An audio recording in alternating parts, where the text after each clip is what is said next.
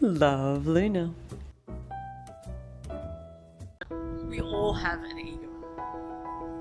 Yes, you might say that some people have a bigger ego than others, or we say, oh, that person has a really inflated sense of ego. The reality is, unless you are a fully enlightened being, you have an ego too. The ego isn't this big, monstrous thing. Not at all. The ego gets a really bad rap. It's made to think that it's the one that's cruising around and is really arrogant and really cocky. And so people who feel like they're not very confident don't seem to think that they have very much of an ego. It's simply not true. The ego exists in all of us. It is our combination of the beliefs that we haven't had in our life and the voices that are in our head. As a result of everything that you've done up until now in your life, a personality has emerged inside of you. And these voices in our head is the ego. The ego is a very useful thing in our lives. The ego allows us to drive, allows us to get dressed, allows us to know when to eat our food and how to go about cooking it, perhaps. The ego is a very practical minded being. Most people don't know they have an ego because, well, you're consumed within it. Most of us don't hear the voices that are in our heads because we feel like we are the voices that are inside our head. It's really useful to be able to understand the role of the ego within our lives, because then it stops controlling us. Those voices in our head that perhaps tell us that we're shitty. Perhaps they tell us that we're not worthy. Perhaps they're just not nice to us in general. Those voices are your ego talking. And yeah, contrary to popular belief, the ego isn't just the one that's arrogant. It isn't just that cocky one that I referred to earlier. The ego is full of fear. And let me tell you why. The ego's sole purpose is to keep us safe. Safe. Back in the day, the ego served the most beautiful purpose. Because when we were cave people cruising around and there were woolly mammoths and saber-toothed tigers that might attack us, the ego was that fight and fear response that said, stop, or go, or freeze. When a woolly mammoth came along the way, the ego was the thing that told us that perhaps we were in danger. And it allowed us to go into a space where we took different actions and made a different decision. Fast forward however many years it's been since we've lived in that kind of day and age, and the ego, or the reptilian part of our brain, is still active. It's still there, providing for us. It's still there, doing its best to protect us. You'll notice it the most, perhaps when you're walking home alone at night. Somewhere in that time, and you might walk along and you see a group of people across the road that you feel a little uncomfortable about. So instead of going down that dark alley towards them, you take the long way home, or you make a phone call, or you just stop and wait for a taxi instead. The ego is there to protect us. And in those moments, in those dark moments, we want the ego there. The ego is really useful at keeping us safe. Here's the clincher. So very often in this modern world that I'm so privileged to live in, and many of you that are watching do live in, we don't have danger at every single watch. We don't have predators on a regular basis trying to kill us or harm us. What we do have is regular everyday life. But the ego doesn't go away all that quickly. Just because that external threat isn't there anymore does not mean that the ego's all of a sudden disappeared. It's taken a long evolution for the ego to develop to what it is today and what it was then. So it's really important that we understand that the ego is still playing out the role. Instead of a saber-toothed tiger, it's failure. Instead of that woolly mammoth, it's not feeling good enough. Instead of maybe getting hit over the head by some external force, we fear that perhaps we're unlovable. And this fear response that we have inside our minds is automatic. It clicks. What if I'm not good enough? What if I don't belong? What if? And the second that fear response begins, the ego jumps in to save you. It does. It decides fight or flight. It makes it a bigger deal than perhaps what it actually needs to be.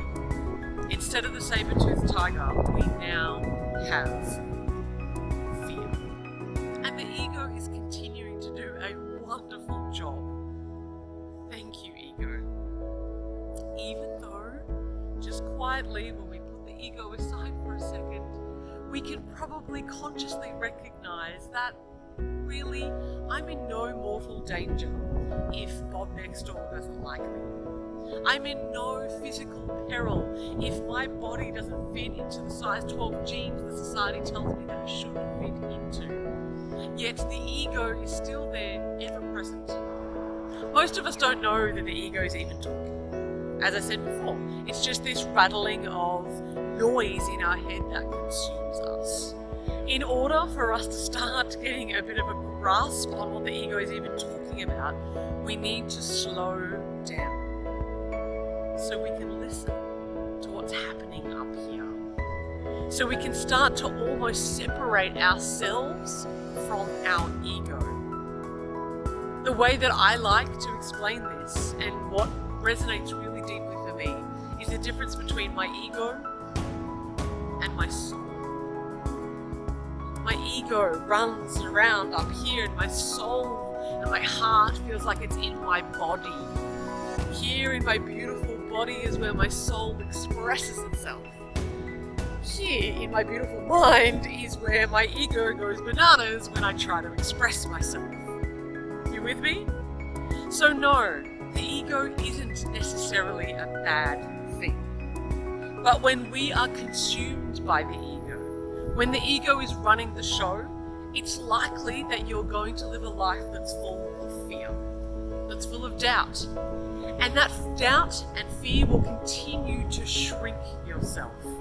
It'll continue to shrink you until the world around you is absolutely tiny. In my experience of anxiety and depression, this is what it feels like. It feels like every single time I step out, my ego comes in and says, no, don't! They may not like you. You will be overwhelmed. It's too much. You're too much. You're not enough. You're all of these things. My ego jumps in really quickly. And so instead of going out into the world, instead of feeling courageous and adventurous, I shrink. I feel less than. I take myself away and I begin to hide. I know when my ego is talking, when I'm full of irrational fear. Some fear is good, don't you think? When you're gonna cross that road, not walk down that dark alley, that's a sensible fear. But the fear that holds you back from living your life, the fear that tries to convince you to stay small rather than to expand, is the fear of your ego. Most of the time, our fear is of the ego. Very rarely is our fear from an actual state of our own safety. If you're in a position where your own safety, your physical and emotional, mental well-being safety is at risk, then that fear is true, and please listen to it. If your fear is one that is self-deprecating, if your fear says awful things to you and tries to limit you in terms of the wonderful things that you'd like to do with your life, then it is not the fear of your soul. It's not the fear of your body. It's the fear of your ego talking. And all it's trying to do is to protect you. The ego plays a really useful role in our lives. Apart from keeping us safe, the ego keeps us on track with things. I like to think of the ego as the doing machine that's in our life. It gets us to work on time. It does all the things that I had mentioned earlier. It's very useful with keeping track and in time. It's a process-driven mechanism within inside of us. And let's think about it. If we were just like, oh my God, I'm just so in my heart and in my body and in my soul all of the time, and time doesn't matter, and money doesn't matter, and you know what? If I'm late, well then the boss just has to deal with it because I'm in flow. It's entirely irresponsible. Entirely irresponsible. And if you want to go live a life that is wholehearted, I encourage you to do so. It also currently requires you to live in this world. It requires you to perhaps earn money, perhaps look after your children, pay the mortgage. There are responsibilities that we have in our lives. And living a life that completely denies the ego is only denying a really great tool that you have. When I was 28, I learned how to roller skate. I had never put skates on my feet before in my life, and I decided to embark upon this somewhat crazy journey of learning this new skill. It took me years. And on many occasions, most of the occasions, and still to this day, when I strap those roller skates on my feet, my ego pipes up with fear. It's trying to protect me. And reasonably so, I could get hurt. I have been hurt. There are many instances where the ego would have stopped me from pursuing the things that I love in my life. But instead, I make a different decision. And here's the decision that I challenge you to make in your life. The ego is here for a purpose, and it's here to serve you, not the other way around. Imagine your life and your being to be a business, a company, and there is a CEO and a general manager and a CFO and all the bits that come in with a big company. Most of us are driven by the ego. Most of us have the CEO being our ego. And that's why we can't get anything done that's big and bold and courageous, because really the ego is afraid. And when that ego is in that CEO position, up so high, it gets overwhelmed, it freaks out. The ego was never meant to be in charge of our lives. The soul is the visionary of the company. The soul is the one that explodes with creativity and hope and wonder and courage and enthusiasm. But the soul isn't great at actually executing. The heart isn't wonderful at getting things done. But the ego is. The ego can be far more disciplined than the heart is. The heart is off running away. La la la la, I'm having such a good time. The ego is more regimented than that. The only problem is with the ego is its position in our life. Whenever I'm afraid, because I'm about to go do something courageous, I understand that fear is there. Elizabeth Gilbert, who wrote Eat, Pray, Love, in her book Big Magic, talks about fear coming with her for the ride. That she's on a road trip with her courage. She's on a road trip with her inspiration and her hope and her dreams and her heart. And fear always comes along, but it never gets to drive. So perhaps it's a matter of re-establishing where the ego is in your company that is you. Because if the ego is up the top in the CEO position, you will always be run by fear. But if it is your heart and your soul that's in charge, then you will be driven by courage and hope and love. I know that so many of us want to live a life that is big. That doesn't mean that you have to achieve really big things, but just that you want a life where your heart gets to be true and open and expansive. You cannot do that when the ego is in charge.